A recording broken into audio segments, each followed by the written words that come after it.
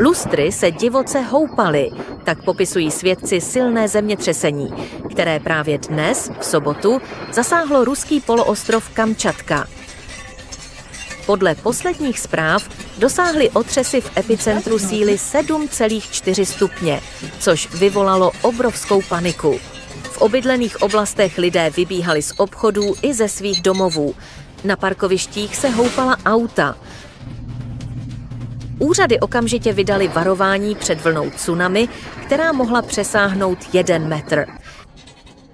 Vědci později potvrdili, že nešlo o nové zemětřesení, ale o mimořádně silný dotřes ještě mohutnějších otřesů z konce července.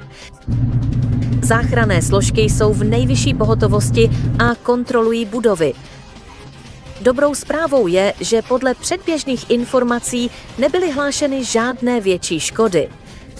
Varování před tsunami bylo mezitím odvoláno, ale úřady stále vyzývají lidi, aby se pro jistotu drželi dál od pobřeží. Kamčatka si tak po dnešku může na chvíli oddechnout, ale zůstává ve střehu. Přátelé, globální změna začíná tou nejtěžší, změnou vlastního pohledu. Začněte tím, že si sami ověříte informace. Budoucnost záleží na naší volbě.